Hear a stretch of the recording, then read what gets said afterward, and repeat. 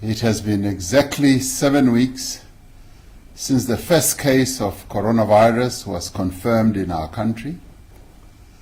Since then, all our lives have changed in fundamental ways.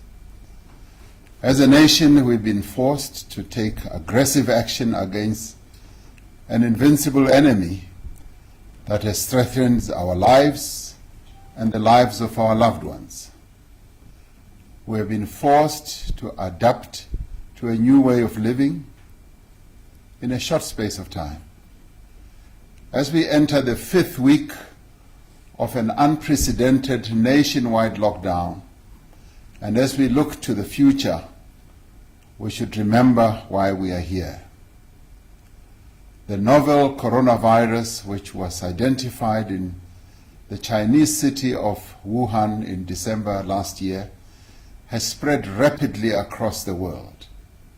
To date, over 2.6 million confirmed cases have been reported worldwide.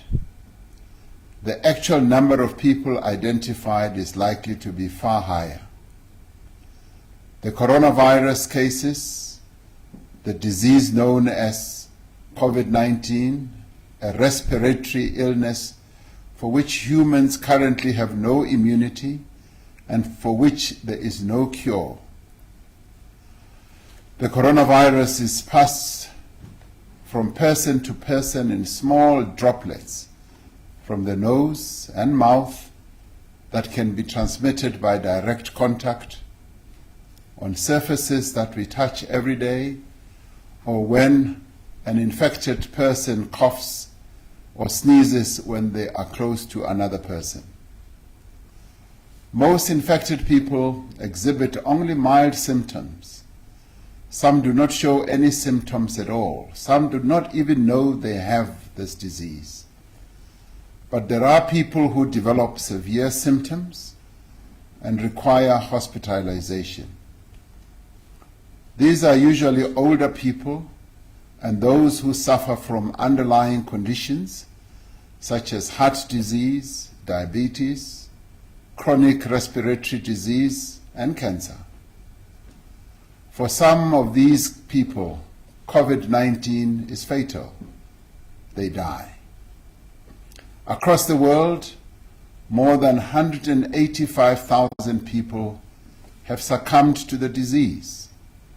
Here in South Africa, at least 75 people have lost their lives now.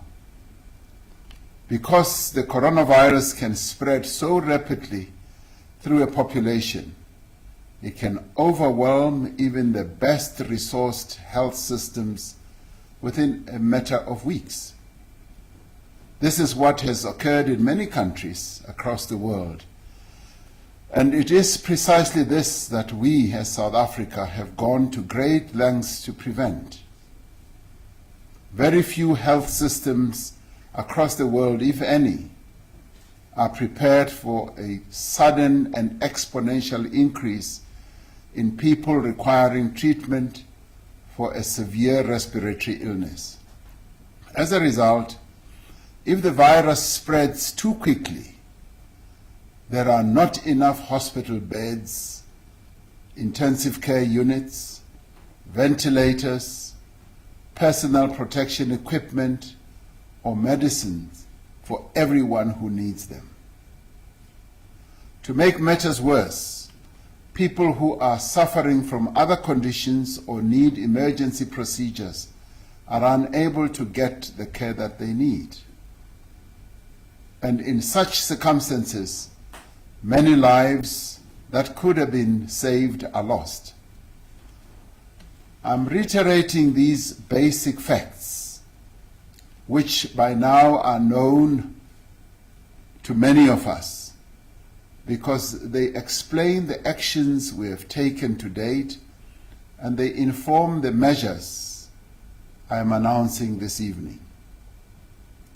From the moment we declared the coronavirus pandemic to be a national disaster on Sunday, 15th March, our objective was to delay the spread of the virus. we have sought to avoid a massive surge in infections and an uncontrollable increase in the number of people needing medical care. Our approach has been based on the principles of social distancing, restriction of movement, and stringent basic hygiene practices. By delaying the spread of the virus, we have had time to prepare our health facilities and mobilize some of the essential medical supplies that are needed to meet the unavoidable increase in infections. And it is in doing so that we hope to save tens of thousands of lives. There is clear evidence that the lockdown has been working. Together with other measures we have taken, such as closing our borders and the changes in behavior that each of us has made, the lockdown has actually slowed down the progression of the pandemic in the country. The World Health Organization has commended and praised South Africa for acting swiftly and for following scientific advice to delay the spread of the virus. Yet, while a nationwide lockdown is probably the most effective means to contain the spread of the virus, it cannot be sustained indefinitely. Our people need to eat, they need to earn a living, companies need to be able to produce and to trade, they need to generate revenue and keep their employees in employment. We have accordingly decided that beyond Thursday, the 30th of April, we should begin a gradual and phased recovery of economic activity. We will implement what we call a risk-adjusted strategy through which we take a deliberate and cautious approach to the easing of current lockdown restrictions. We have decided on this approach because there is still much that is unknown about the rate and the manner of the spread of the virus within our own population. The action we take now must therefore be measured and incremental. This approach is guided by the advice from scientists who have advised that an abrupt and uncontrolled lifting of restrictions could cause a massive resurgence in infections. We cannot take action today that we will deeply regret tomorrow. We must avoid a rushed reopening that could risk a spread which would need to be followed by another hard lockdown, as has happened in other countries. We have to balance the need to resume economic activity with the imperative to contain the virus and save lives. To achieve this, we have developed an approach that determines the measures we should have in place based on the direction of the pandemic in our country. As part of this approach, there will be 5 coronavirus levels. The first level is what we call level 5, which means that drastic measures are required to contain the spread of the virus to save lives. Level 4 means that some activity can be allowed to resume subject to extreme precautions required to limit community transmission and outbreaks. Level 3 involves the easing of some restrictions, including on work and social activities, to address high risk of transmission. Level 2 involves the further easing of restrictions, but the maintenance of physical distancing and restrictions on some leisure and social activities to prevent a resurgence of the virus. Level 1 means that most normal activity can resume with precautions and health guidelines followed at all times. To ensure that our response to the pandemic can be as precise and targeted as possible, there will be a national level and separate levels for each province, district, and metro in the country. We are currently at level 5, which requires a full national lockdown to contain the spread of the virus. This is the highest level of lockdown and was imposed when drastic action was necessary to curb transmission. The National Coronavirus Command Council will determine the level based on an assessment of the infection rate and the capacity of our health system to provide care for those who need it. We have undertaken a detailed exercise to classify the different parts of the economy according to the risk of transmission in that sector, the expected impact of the lockdown, the economic contribution of the sector, and the effect on livelihoods. Our ministers will provide a detailed briefing on the classification of industries and how each is affected at each level. We will give all industry bodies an opportunity to consider these details and, should they wish, to make submissions before new regulations are gazetted, they are free to do so. The National Coronavirus Command Council met earlier today and determined that the National Coronavirus Alert level will be lowered from level 5 to level 4, with effect from Friday, the 1st of May. This means that some activity will be allowed to resume subject to extreme precautions to limit community transmission and outbreaks. Some businesses will be allowed to resume operations under specific conditions. Every business will have to adhere to detailed health and safety protocols to protect their employees, and workplace plans will have to be put in place to enable disease surveillance and prevent the spread of infection. All businesses that are permitted to resume operations will be required to do so in a phased manner.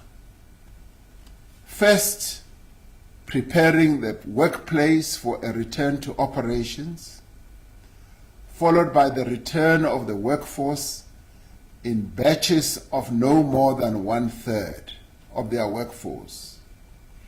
In some cases, a sector will not be able to return to full production during level 4, while the risk of infection remains high. These will be spelled out next week following a final round of consultations. Businesses will be encouraged to adopt a work-from-home strategy where possible. All staff who can work remotely must be allowed to do so. The relevant ministers will provide details on the process for the phased reopening of schools and other educational institutions. As we gradually ease the restrictions, it is necessary that many of the measures to contain the spread of the virus remain in place. When the country moves to level 4 on the 1st of May, the following will happen. Our borders will remain closed to international travel, except for the repatriation of South African nationals and foreign citizens. No travel will be allowed between provinces, except for the transportation of goods and exceptional circumstances such as funerals. Public transport will continue to operate with limitations on the number of passengers and stringent hygiene requirements, including that all passengers must wear a face mask. The public is encouraged to stay at home other than for essential personal movement, doing essential work, and work in sectors that are under controlled opening. People can exercise under strict public health conditions. That will be spelled out. All gatherings, apart from funerals and for work, will remain prohibited. Those who are elderly and those with underlying conditions must remain at home and take additional precautions to isolate themselves. The sale of cigarettes will be permitted. The range of goods that may be sold will be extended to incorporate certain additional categories. These will be detailed by the relevant ministers. It is important to note that several restrictions will remain in place regardless of the level of alert for as long as the risk of transmission is present. For instance, bars and shebeens will remain closed. Conference and convention centers, entertainment venues, cinemas, theaters, and concerts will remain closed. Concerts and sporting events and religious, cultural, and social gatherings will not be allowed until it is deemed safe for them to continue. The coronavirus is spread, as we have said before, by contact between people. If people do not travel and move around, the virus does not travel. We know, for example, that just one funeral in Port St. John's in the Eastern Cape and one religious gathering in Mangaung in the Free State contributed to a spate of infections in their respective provinces. From the evidence we have, we know that 75% of confirmed coronavirus cases are found in our country in just 6 metro municipalities. And they are Johannesburg, Ekurhuleni, Cape Town, Buffalo City, eThekwini, and Mangaung. It is therefore essential that we do everything in our means to restrict the movement of people, and although it runs counter to our very nature as human beings, to reduce the contact that each of us has with each other.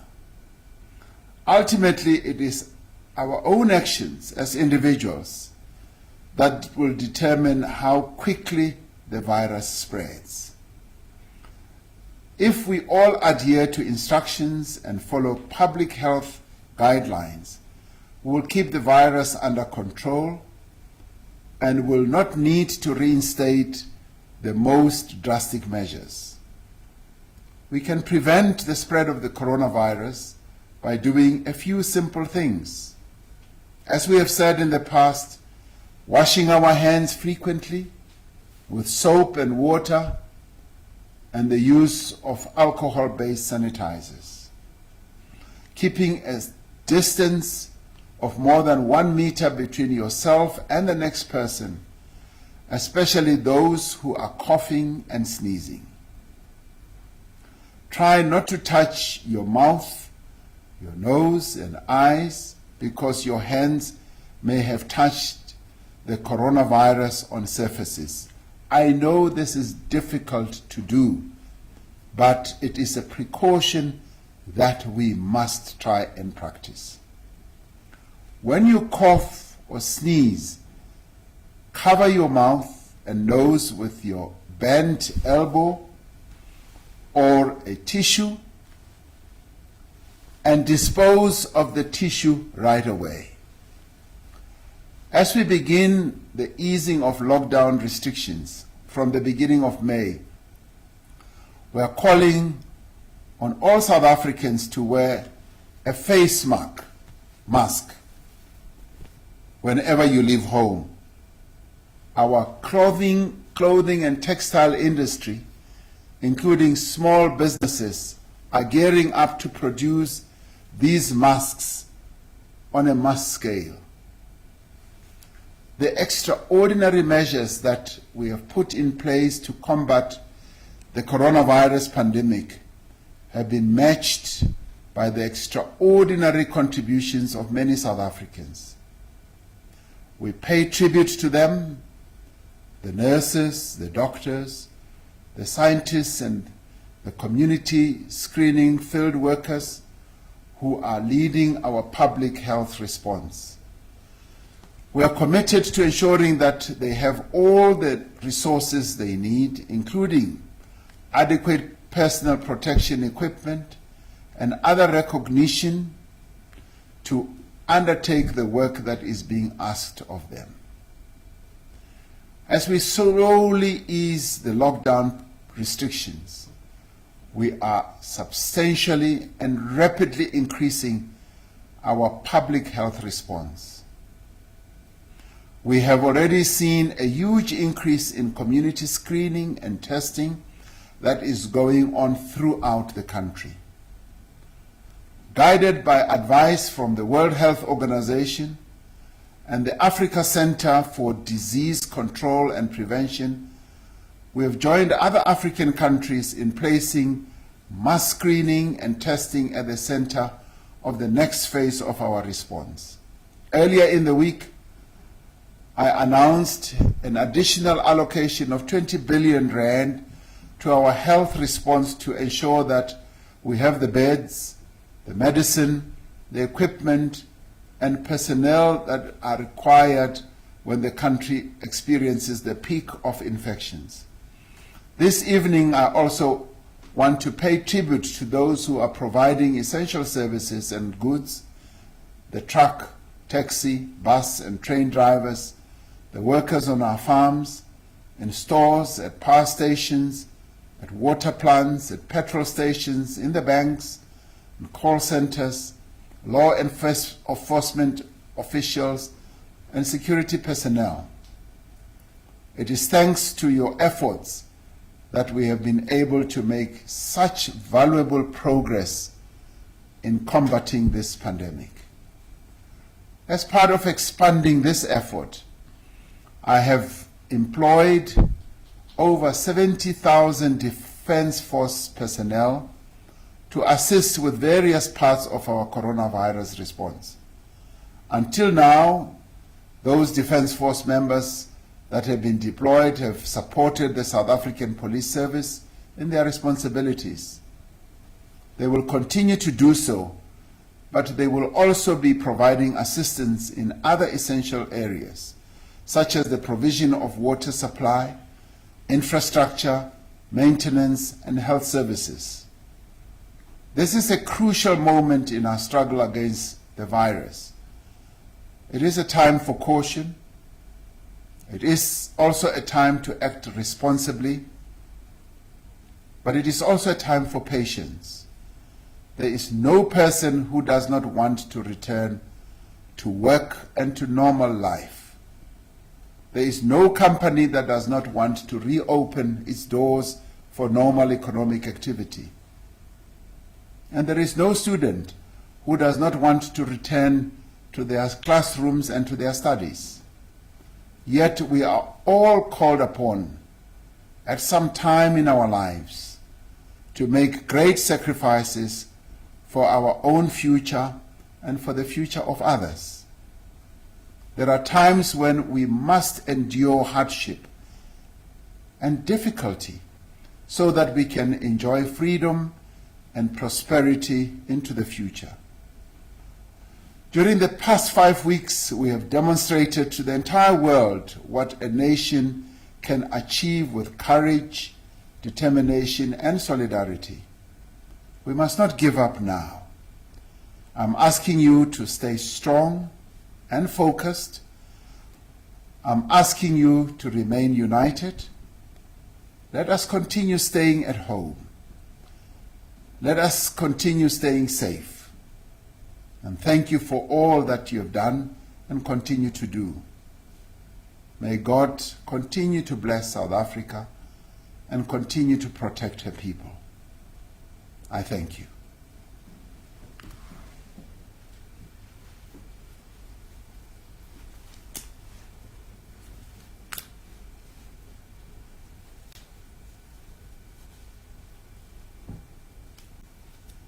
Thank you.